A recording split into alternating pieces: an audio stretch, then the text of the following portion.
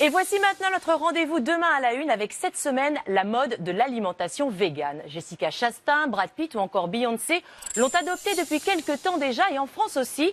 Alors qu'une nouvelle vidéo a encore fait scandale la semaine dernière en montrant des vaches en gestation à l'abattoir, eh bien ils sont de plus en plus nombreux à bannir de leurs assiettes tous les produits d'origine animale.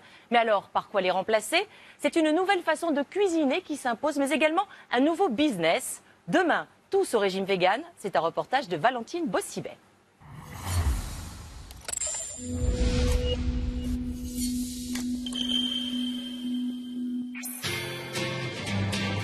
C'était il y a un mois à Paris. Près de 10 000 visiteurs s'étaient donné rendez-vous pour la deuxième édition du plus grand salon européen dédié au mode de vie vegan. Ça, c'est une margarine à l'huile de coco. C'est une alternative au beurre. Une margarine, c'est toujours végétal, alors que le beurre, on trouve du lait dedans. Côté assiette, pas de viande, de poisson, de produits laitiers, d'œufs, ni même de miel. En France, on appelle ça le végétalisme. Et voilà, bon appétit! Après avoir séduit les stars comme Jessica Chastain, Brad Pitt ou encore Beyoncé, ce mode d'alimentation fait de plus en plus d'adeptes en France. Je suis devenue végétalienne exclusivement pour les animaux, pour la souffrance animale. Je trouve que le régime vegan est très intéressant et j'explore en ce moment. Face à un tel engouement, l'offre ne cesse de se développer. Désormais, manger végétalien n'a plus rien du parcours du combattant. Sur les 50 stands du salon, on trouve de tout. Steak sans viande, croquettes pour chiens et même du fromage, mais sans lait animal. C'est un produit suisse et c'est fait à base de farine de riz, de graisse végétale. Vous imaginez bien que les gens qui ont l'habitude de manger du fromage, quand ils doivent s'en passer, il y a une forme de frustration. Et bien là, ils se sont donnés du mal pour trouver des choses qui ressemblent gustativement à ce qu'ils connaissaient. Fromage aux noix, aux herbes et même de la raclette. Elle se présente sous une forme qui est visqueuse, mais vous allez voir le résultat à la fin.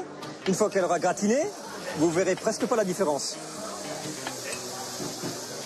Qui veut goûter de la raclette?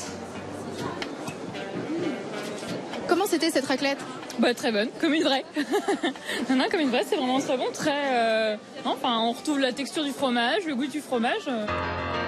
Loin d'être une mode passagère, l'alimentation végétale est en train de s'imposer petit à petit, à tel point qu'elle s'inscrit aujourd'hui à la carte de la haute gastronomie. Paris, dans le très chic 16e arrondissement. Derrière les murs de ce palace, dans la plus pure tradition du luxe, se joue pourtant une petite révolution en cuisine. Allez garçon, on y va là? On parle du menu? Comme tous les premiers jeudis du mois, le chef 2 étoiles Christophe Moret s'affaire autour d'un menu 100% végétalien.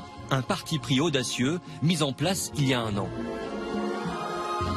On part sur cette idée-là, donc la tatin chaude, les palais cuits chauds, tout le reste juste au croquant en vinaigrette. Navets cuits et crus, risotto au potiron et châtaigne avec son émulsion noisette, des créations surprenantes réalisées à partir de légumes bio et rares que le chef et son équipe inventent chaque mois. Généralement, pour finir la liaison d'un risotto, on va rajouter du gras et surtout du parmesan. Et nous, en fait, ce qu'on va rajouter, c'est ce qu'on a dit tout à l'heure, c'est de la pulpe de potiron qui a été confite au four. Et c'est ça qui va amener la liaison du risotto. On essaye de trouver des astuces pour pouvoir refaire quelque chose qui ressemble à ce qu'on aurait utilisé. Et c'est là où c'est passionnant, c'est parce qu'en fait ça vous force à vous faire mal au cerveau, quoi.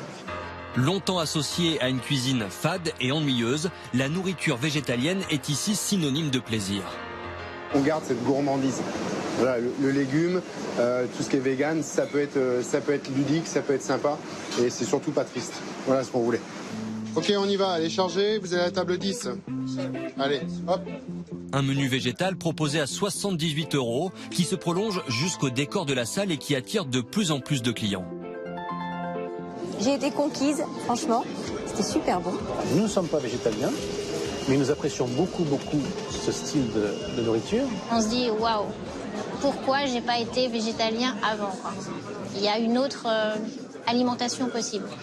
Et si les mentalités changent, c'est aussi grâce à une prise de conscience de la population. Ceux qui ont un panneau, s'il vous plaît, venez avec moi. Lutter contre la souffrance animale, c'est le combat de l'association L214. Habituée aux campagnes choc, c'est elle qui a révélé au grand public le scandale des abattoirs français. Je mets complètement sur la droite, ok ? Ce matin, dans ce quartier touristique de la capitale, ils veulent à nouveau éveiller les consciences. Nous allons compter en temps réel le nombre d'animaux qui sont tués en France actuellement. Ce sont 5000 victimes animales toutes les 10 secondes. Un compteur humain qui interpelle les passants. C'est trop énorme pour rester insensible à ça, quoi. Ça permet un petit peu de sensibiliser les gens. Ouais, moi ça m'encourage, je mange de la viande quotidiennement et c'est vrai que c'est quelque chose qui me touche et ça fait une demi-heure que je suis là devant, que je regarde et ça me fait mal au cœur. La souffrance animale, c'est l'une des principales raisons qui poussent les gens à diminuer leur consommation de viande, mais pas seulement. Marie Rouvière, elle, a choisi cette alimentation pour des raisons de santé. À 26 ans, cette blogueuse est végane depuis 4 ans et son placard a connu quelques bouleversements. Ce que j'utilise vraiment au quotidien, c'est des céréales. Donc là, j'ai du riz et du quinoa. J'ai des lentilles vertes, des lentilles corail, des pois chiches. Et après, j'ai des oléagineux. Donc là, par exemple, j'ai un gros pot de noix de cajou. Pour chaque produit d'origine animale, Marie Rouvière a réussi à trouver une alternative végétale. Tout ça sans augmenter son budget course. Alors pour ce midi, je prépare un Buddha Bowl. Donc c'est un repas qui est hyper complet, qui vraiment va nous rassasier et nous faire tenir jusqu'au prochain repas. Je mange beaucoup plus varié qu'avant quand j'avais une alimentation omnivore, parce que j'ai découvert vraiment plein de nouveaux ingrédients. Mais le régime végétalien ne doit pas être appliqué à la légère pour autant. Moi, je fais des prises de sang tous les ans.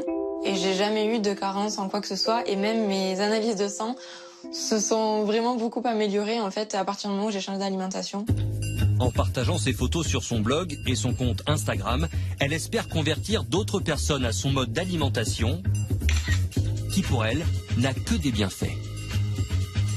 La première chose, c'est que j'ai senti que j'avais beaucoup plus d'énergie.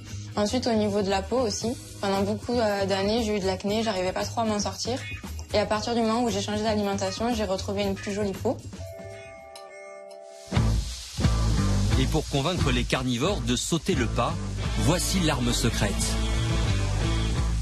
Le hamburger, plus vrai que nature. On dirait du bœuf, mais il s'agit en fait de pois, de froment et de soja.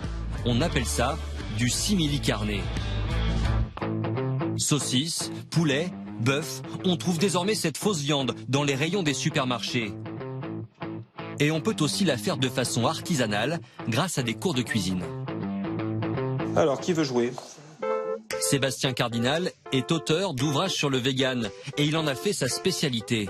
Au menu du jour, tartare et blanquette, à quelques nuances près. On est vraiment sur la gastronomie française traditionnelle, revisitée. Et là, on va utiliser donc la protéine de soja texturée pour remplacer la viande de veau. Voilà ce que ça donne, en termes de texture. Vous voyez les alvéoles. Ce cours, il s'adresse absolument à tout le monde. Bien sûr, on va voir les végétaliens, les végétariens qui savent déjà un peu les bases, mais qui ont envie d'apprendre d'autres choses. Mais il y a aussi toutes les personnes qui ont envie de changer d'alimentation, qui se posent des questions comme comment remplacer la viande au quotidien. Pour le tartare, le chef opte pour le tempeh, du soja jaune ensemencé avec un champignon. Le tempeh, c'est blanc, alors qu'un tartare de bœuf, c'est rouge.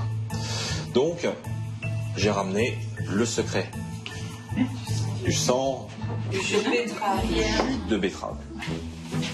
Waouh! Ça commence déjà à faire viande. Pour aller encore plus loin dans l'imitation, Sébastien Cardinal utilise un hachoir à viande. Un visuel tellement bluffant qu'il en déroute certains.